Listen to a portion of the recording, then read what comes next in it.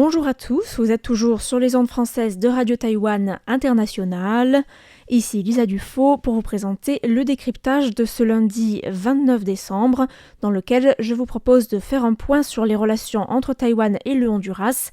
puisque les récentes élections présidentielles ont vu la victoire d'un candidat qui avait promis de rétablir les relations diplomatiques avec Taïwan en cas d'élection. Nasri Asfoura, candidat du parti d'opposition conservateur, le Parti national, a été déclaré vainqueur la veille de Noël par la Commission nationale électorale du Honduras. Cet homme d'affaires de 67 ans, fils d'immigrés palestiniens, avait échoué une première fois à l'élection présidentielle face à Xiomara Castro en 2021. C'est donc à l'issue d'une deuxième tentative que Nasri Asfoura a été élu avec 40,3% des voix face au candidat du Parti libéral Salvador Nasrallah, qui a récolté quant à lui 39,5% des voix. C'est donc une victoire étroite pour l'ancien maire de la capitale du Honduras qui a dirigé la mairie de 2014 à 2022 après avoir été député du département de Francisco Marazán au sein du Congrès national du Honduras, le parlement local, de 2016 à 2025. Rishi Monchada, la candidate du Parti libre, le parti au pouvoir au Honduras, a fini assez loin derrière. Il faut savoir que le scrutin a été marqué par des problèmes techniques qui ont suscité une polémique sur la légitimité du processus électoral, le comptage des voix ayant été retardé à 2 reprises en raison des problèmes techniques du côté de l'entreprise chargée de la publication des résultats.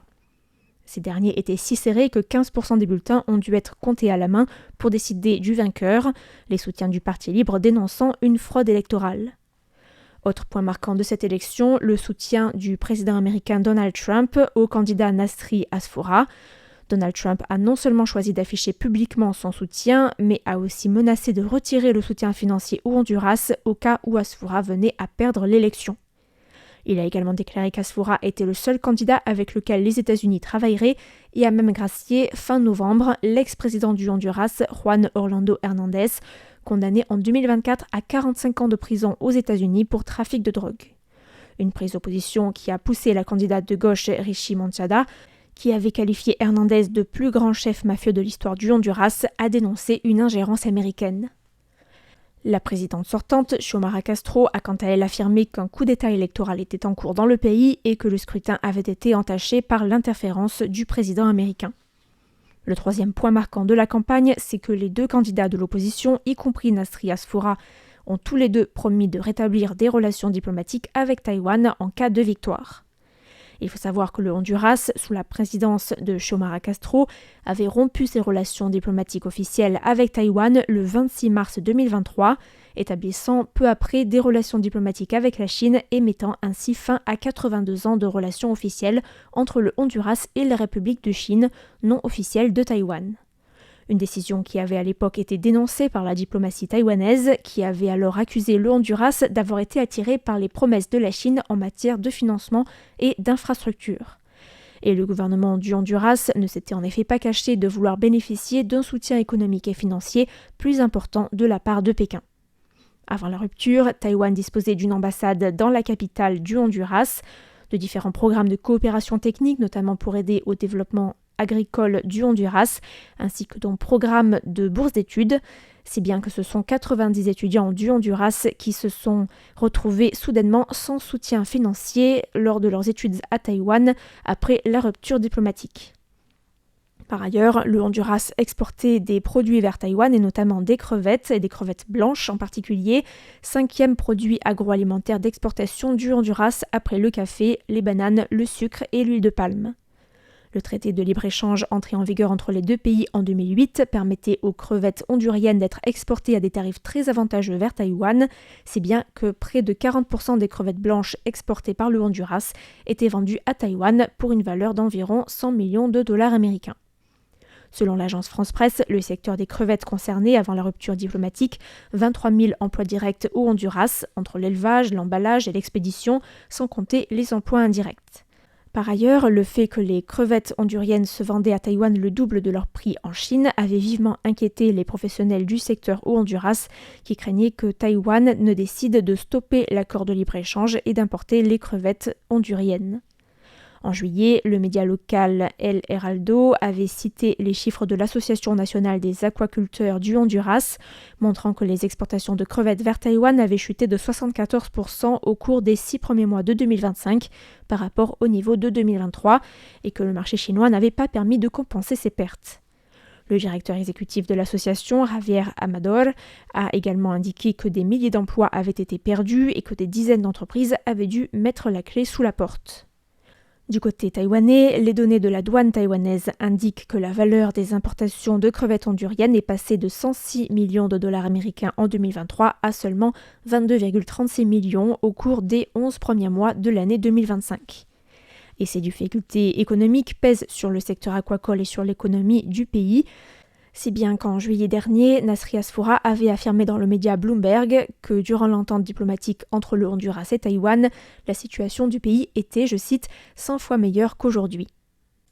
Pendant sa campagne, il avait également ajouté avoir identifié un triangle de coopération avec Taïwan, les États-Unis et Israël, sur lequel il baserait sa principale stratégie pour stimuler l'économie du pays. Le porte-parole de la diplomatie taïwanaise, Xia Guangwei, avait affirmé début décembre que Xiomara Castro avait décidé de reconnaître la République populaire de Chine suite à des fausses promesses d'investissement de grande envergure au Honduras qui ne s'étaient au final jamais réalisées. Il avait ensuite affirmé que le déclin du secteur aquacole au Honduras avait mené à un grave problème de chômage dans le pays et que les pays devaient, au vu des fausses promesses faites de manière répétée par la Chine, y réfléchir à 2 fois avant d'établir des relations diplomatiques avec Pékin.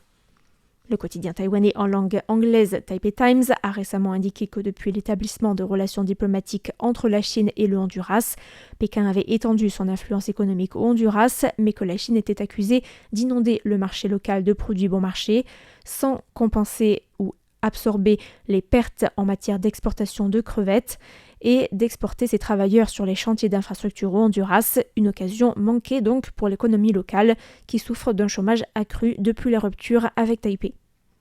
Début décembre, avant la publication des résultats de l'élection, donc, la diplomatie taïwanaise avait indiqué que Taïwan était ouvert à la reprise des relations diplomatiques avec le Honduras, tout en ajoutant que Taïwan n'imposerait aucun prérequis pour entamer des échanges amicaux avec le Honduras. Pendant la campagne, Nasri Asfoura a encore déclaré que Taïwan avait été un allié formidable pendant plus de 60 ans et demandé ce que la Chine, en comparaison, avait apporté au Honduras. Le ministère des Affaires étrangères taïwanais a réagi prudemment aux résultats du scrutin, déclarant dans un communiqué que Taïwan maintiendrait une attitude, je cite, ouverte et pragmatique à l'égard des futurs développements des relations avec le Honduras. La diplomatie a choisi la discrétion en appelant Nasri Asfoura à mettre en œuvre des politiques basées, je cite, sur le bien-être du peuple. Cité par le Taipei Times, le professeur Fabrizio Fonseca, professeur associé au département de diplomatie de l'université Zhengzhou, a indiqué que la promesse de Nasri Asfoura pourrait également s'inscrire dans une tactique de négociation visant à pousser la Chine à faire des offres plus intéressantes au Honduras.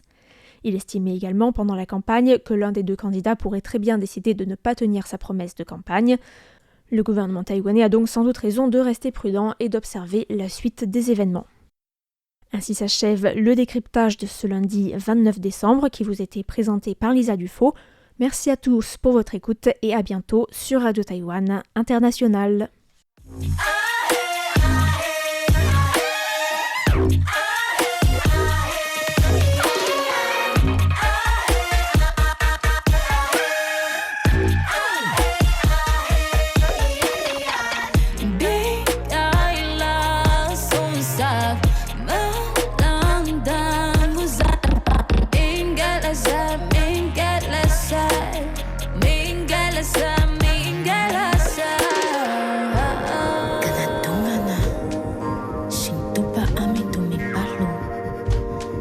Pakistan anda sapu is itam